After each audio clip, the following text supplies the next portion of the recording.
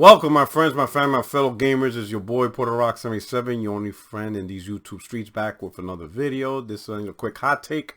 Hey, today's topic is something crazy, right?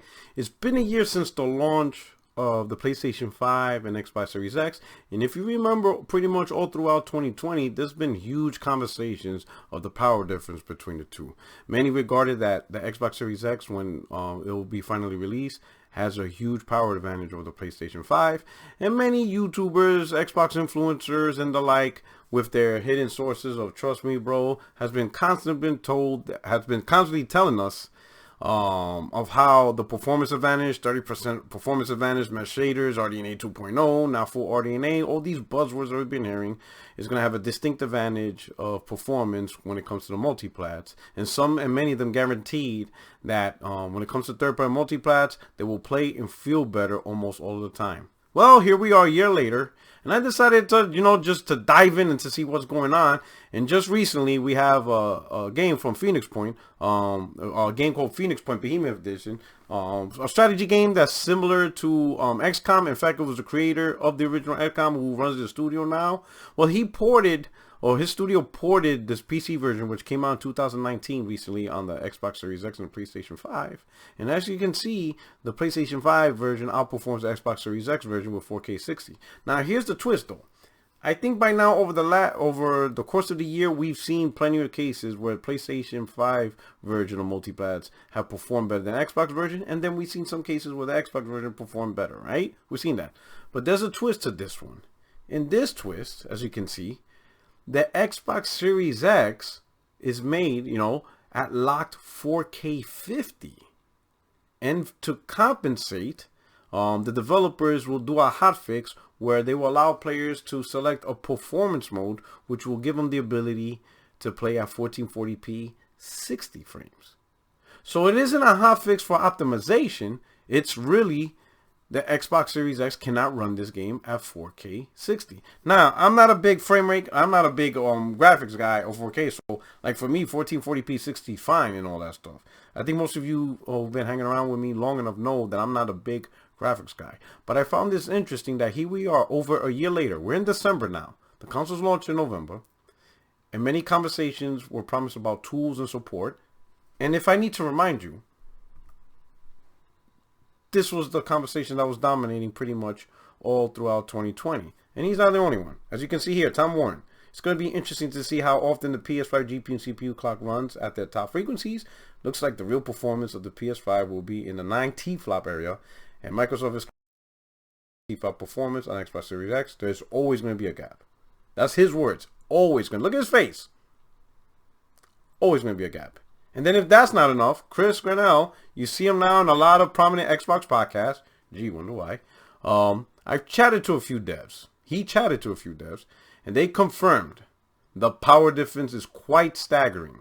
However, they have said it doesn't mean you can't make good games on PS5. That's that, what's the phrase called?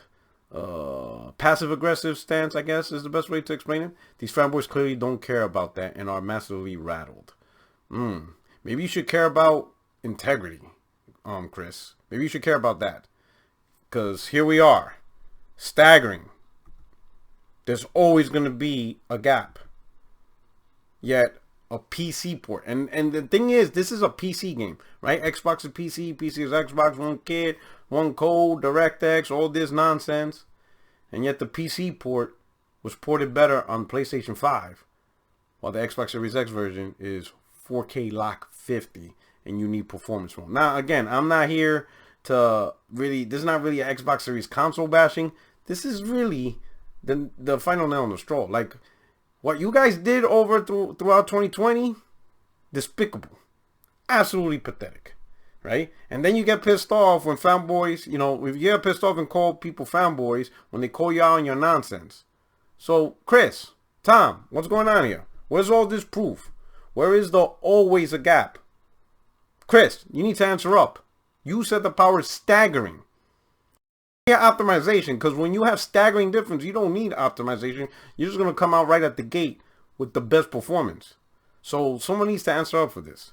Hey, it's December 2021. We're about to hit 2022. I think it's safe to say that These influencers lied to us, right? Right? Now me, I didn't believe them, so I didn't get suckered into this. But some of you got suckered into this. These guys lied. They didn't talk to devs. They didn't have any, trust me, bro sources. None of this is coming true. They absolutely made up a fake narrative for God knows what. Maybe popularity, maybe they're trying to build their platform, maybe they had plans to start up podcasts and they knew, they could grab the Xbox community to support them, give them super chat. I don't know. But the reality is, it's December 2021. How long are tools going to come? It's going to take 2-3 years for tools to come, halfway into the gym?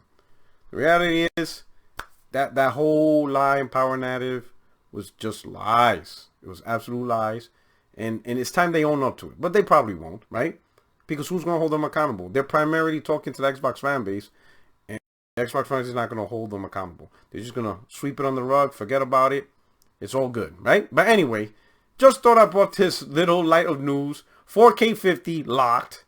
And a hot fix to get 1440p 60 frame performance mode. Which is not bad. I play games on 1440p 60. I would prefer it that way in order to get the 60 frames. So it's all good for me. But I didn't talk to anybody telling me that the PlayStation 5 had staggering performance. Never hyped the power of it. But I'm glad it's delivering. It's pretty awesome that the PlayStation 5, here we are a year later, is doing the Lord's work. Anyway, this is your boy PorterRock77. Let me know what you think about the video. If you're new to the channel, subscribe, hit the like button, and hit the comment section. What do you think? Especially if you're an Xbox fan, and you bought it launch because of the power, the staggering power difference. How do you feel when you read these tweets, and how do you feel now a year later on how things really are? Anyway, you let me know. Take care. Keep it gaming. Peace.